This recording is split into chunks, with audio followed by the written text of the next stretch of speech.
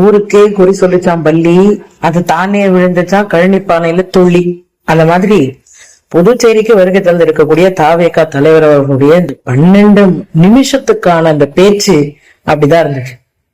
இவரு பர்மிஷன் கொடுத்துருக்காங்க, புதுச்சேரி அரசை பார்த்து தமிழ்நாடு அரசு கத்துக்கிட்டோம் அப்படின்னு சொல்லிட்டு ஒரு டயலாக் விட்டுருக்காரு.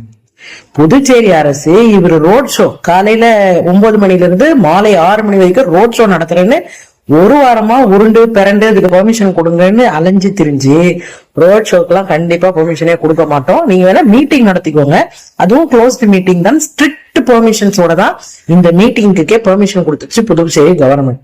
அது தமிழ்நாடை பார்த்து கத்துக்கோங்கன்னு ஒரு ப்ரூடா வேற. சரி, வந்து பேசுனீங்க, புதுச்சேரி பிரச்சனைய பேசுனீங்களா? பேசுனீங்க. என்ன பேசுனீங்க? திமுக அரசு மாதிரி இந்த புதுச்சேரி அரசு இல்ல அப்படின்னு ஒரு டைலாக். சத்தியமா சொல்றேன், திமுக அரசு மாதிரி இந்த புதுச்சேரி அரசு இல்லை. அதுக்கு சாட்சி நீங்க பேசின வார்த்தைகளே. அது என்ன?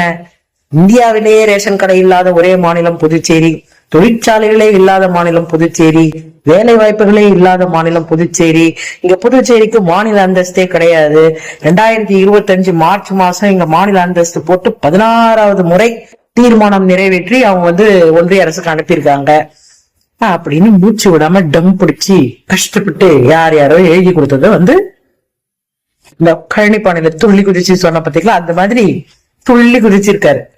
இப்போ இந்தியாவிலேயே ரேஷன் கடை இல்லாத புதுச்சேரி மாநிலத்துல தொடர்ந்து திமுக ரேஷன் கடைகளை திறக்க வலியுறுத்தி கிட்டத்தட்ட 1000 பேர் கைதானோம். தொடர்ந்து இந்தியா கூட்டணியோட கட்சிகள் எல்லாருமே போராட்டம் பண்ணி இருக்கிறோம். அது மட்டும் இல்ல, புதுச்சேரியில மோடி ஆட்சி வந்துச்சுன்னா, பாஜக கூட்டணி அரசு வந்துச்சுன்னா பெஸ்ட் புதுச்சேரியா மாத்துவோம் நாங்க. அது என்ன best? B for business hub, E for education hub, S for spiritual hub, T for tourism hub, இப்படி நாங்க மாத்துவோம் அப்படின்னு. ஆனா எந்த ஹப்பும் இல்ல வேலை வாய்ப்பு இல்ல, புதுச்சேரியில தொழிற்சாலை இல்ல, தொழிற்சாலையினுடைய ஹப்பா புதுச்சேரிய மாத்தணும், அதுக்கு மாநில அந்தஸ்து ரொம்ப முக்கியம், இப்படி எல்லாம் பேசியிருக்கக்கூடிய விஜய் அவர்களே, திமுக அரசு மாதிரி புதுச்சேரி அரசு இல்ல. அங்க தமிழ்நாட்டுல பாத்தீங்கன்னா டிட்கோ, சிப்காட், பொருளாதார வளர்ச்சியை மேம்படுத்துற வகையில எக்கனாமிக் காரிடர், இண்டஸ்ட்ரியல் காரிடர்ஸ் வச்சு 3 ட்ரில்லியன் எக்கனாமியை நோக்கி தமிழ்நாடு முன்னேறி கொண்டிருக்கக்கூடிய நேரத்துல கிட்டத்தட்ட 43% வர்க்கிங் விமன் அகில இந்திய அளவுல உழைக்கும் பெண்கள் எங்க இருக்காங்கன்னா தமிழ்நாட்டுல இருக்காங்கன்னு டேட்டா சொல்லுது. ஒன்றிய அரசினுடைய வளர்ச்சி குறியீடுகள்லயுமே தமிழ்நாடு முதலிடத்துல வகிக்குது.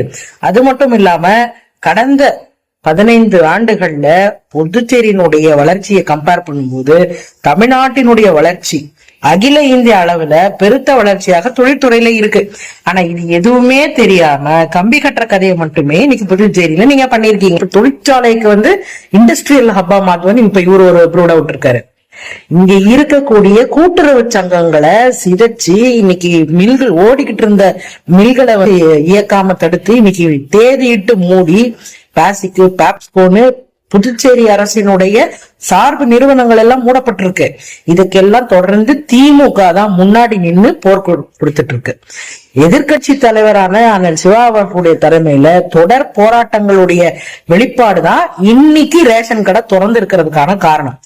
அரிசியில ஊழல், அதையும் திமுக தான் வெளிக்கொண்டு வந்துச்சு. ரேஷன் கடையில அரிசி, கோதுமை, சர்க்கரை, உப்பு, மானிய விலையில மளிகை பொருட்கள் இது எல்லாமே கிடைக்குது. ஆனா புதுச்சேரியில தீபாவளிக்கு மானிய விலையில கொடுக்கறேன்னு சொன்ன பொருட்களையே கூட போட முடியாத அரசு தான் இந்த அரசு. சரி, இது ஒரு புறம். கழிப்பறை இல்ல, பார்க்கிங் இல்ல, இந்த டூரிசம் வராங்க போறாங்க எல்லாம் ரைட்டு. ஆனால் புதுச்சேரி மக்களுடைய அத்தியாவசிய பிரச்சனையான போலி மருந்து கம்பெனி பெரிய முறைகேடு, 1000 கோடி ரூபாய்க்கு இங்க முறைகேடு நடந்திருக்கு. அதை பத்தி வாயவே திறக்காம போயிருக்கீங்க. ஆனா உங்களோட கவலை எதை பத்தி இருக்கு தெரியுமா? சிறுபான்மையினர் மக்கள் ரொம்ப ஃபீல் பண்றாங்க. ஊழல் குற்றச்சாட்டுல ஒரு அமைச்சர் ராஜினாமா பண்ணிட்டாங்க. யார் ராஜினாமா பண்ணா ஊழல் குற்றச்சாட்டுல? அமைச்சர் சாய் சரவணன் என்கிறவரு. அவருக்கு கொடுக்கப்பட்ட நிர்பந்தத்தின் காரணமா அவர் தன்னோட பதவியை ராஜினாமா பண்ணிட்டு போறாரு. அதற்கு பதிலான ஆல்டர்னேட்டிவா வர்றவர் தான் ஜான்குமார். அந்த ஜான்குமார் அவர்கள் யாருன்னா கோவில் நிலையங்களை ஆட்டைய போட்ட ஒரு மாண்புமிகு தற்போதைய இலாக்கா இல்லாத அமைச்சர்.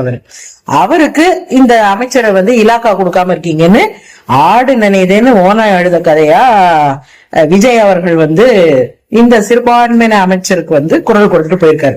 ஆனா இந்த சிறுபான்மையினர் அமைச்சர் என்ன பண்ணிட்டு இருக்காரு தெரியுமா? லாட்டரி முதலாளி மார்டின் அவர்களுக்கு சேவகம் செய்வதற்காக தன்னுடைய சட்டமன்ற வளாகத்தையே வாடகைக்கு விட்டுட்டு உட்கார்ந்துருக்காரு இந்த இலாக்கா இல்லாத அமைச்சர். இதை பார்த்த முதலமைச்சர் ரங்கசாமி அவர்கள், இவரு இப்பவே இப்படி எல்லாம் பண்றாரு, இவர் லாட்டரி மார்ட்டினோட கூட்டு சேர்ந்துக்கிட்டு இங்க புதுச்சேரியில தேவையில்லாத அரசியல் பண்றாருன்னு அவருக்கு இலாக்காவே கொடுக்காம வச்சிருக்காரு. அதுதான் உண்மையான நிலை. புதுச்சேரியில இருக்கவங்களுக்கு தெரியும்.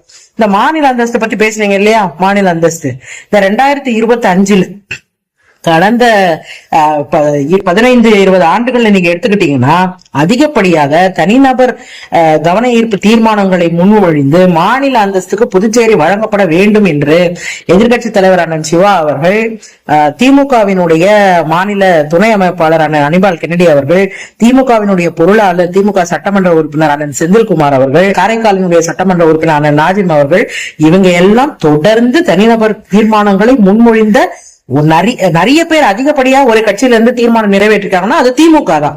தொடர்ந்து புதுச்சேரிக்கு மாநில அந்தஸ்து வேண்டி தொடர் குரல்களை எழுப்பி கொண்டே இருப்பது திமுக தான். ஆனா என்ன சொல்ற, திமுகவை நம்பாதீங்க அப்படி. ஏன்னா தமிழ்நாட்டை பாப்பாங்களாம் ஒரு மாதிரி, புதுச்சேரி ஒரு மாதிரி பாப்பாங்களாம். புதுச்சேரி இல்ல, ஒட்டுமொத்த இந்தியாவுக்கே முதுகெலும்போட ஒரு முதலமைச்சர் ஒன்றியத்தில் ஆளக்கூடிய யாராக இருந்தாலும் இது மக்களுக்கு விரோதமானது, இது மாநிலங்களுக்கு எதிரானது, மாநில உரிமைகளை பறிக்கக்கூடியதுன்னு தொடர்ந்து குரல் எழுப்பக்கூடிய முதல் குரல் எங்களுடைய தலைவர் அண்ணன் தளபதியார் அவர்களுடைய குரல் தான். அண்ணன் மு.க. ஸ்டாலின் அவர்களுடைய குரலை பார்த்துத்தான் அங்க எதிரொலிக்கக்கூடிய குரலா மற்ற மாநிலங்கள்ல இருந்தும் குரல் வருது. சிவா எம்பி அவர்கள் புதுச்சேரிக்கு மாநில அந்தஸ்து ஏன் கொடுக்க வேண்டும் மாநிலங்களவையிலேயே பேசியிருக்காரு. இன்னும் சொல்ல போனா பியூட்டி என்ன தெரியுமா, இந்த என்ஆர் காங்கிரஸ்ங்கிற கட்சியே காங்கிரஸை விட்டு பிரிந்து முதலமைச்சர் ரங்கசாமி அவர்கள் ஒரு கட்சி ஆரம்பிக்கிறார். மாநிலத்துக்கு ஒரு சுயாட்சி வேணும், அதுக்கு என்ஆர் காங்கிரஸ் தான் தீர்வு அப்படின்னு கட்சி ஆரம்பிச்சதுதான். ஆனா இது நாள் வரைக்கும் மாநில அந்தஸ்துக்காக ஒரு துரும்பை கூட கிள்ளி போடாதவர் தான் முதலமைச்சர் ரங்கசாமி அவர்கள். அவர் பாஜக கூட கூட்டணி வச்சுக்கிட்டு இது வரைக்கும் மாநில அந்தஸ்து பத்தி வாயவே திறக்காம இருக்கக்கூடிய சூழ்நிலையில தான் இன்னைக்கு விஜய் அவர்கள் சூளுரைத்து சென்றிருக்கிறார். அந்த சூளுரைத்து சென்றதுலயும் பாதி இந்த ஹாஃப் பாயில் ஹாஃப் குக்ட் அரைவை காட்டோடு தனமான பத்திரிகை செய்திகளை பார்த்து விட்டு எழுதி கொடுத்தவர்களை நம்பி இங்க 12 நிமிஷத்தை வேஸ்ட் ஆக்கிட்டு போயிருக்கிறாரு திரு தாவேக தலைவர் விஜய் அவர்கள். இங்க கடன் வசதி இல்ல, இங்க கடன் வாங்குறாங்க, நிதி இல்ல, அது இல்ல. உங்களுடைய போராட்டம் யாரை எதிர்த்திருக்கணும்னா பிஜேபி எதிர்த்திருக்கணும், ரங்கசாமி அவர்களை எதிர்த்திருக்கணும். ஆனா சம்பந்தமே இல்லாம திமுகவை திட்டிட்டு போனதுல இருந்தே தெரியுது நீங்க பிஜேபியோட பி டீம். அதனால நீங்களே உங்க வாயால எக்ஸ்போஸ் ஆயிட்டீங்க. அரசியல் அறிவு இல்லாம இங்க எதுவும் நடந்துராது. உங்களுக்கு நீங்க ஒரு கூட்டம் வச்சிருக்கீங்கல்ல தமிழ்நாட்டுல, நீங்க எதுவும் சொன்னாலும் ஆமஞ்சாமின்னு போடுறதுக்கு, அந்த மாதிரி எல்லாம் இங்க யாரும் கிடையாது.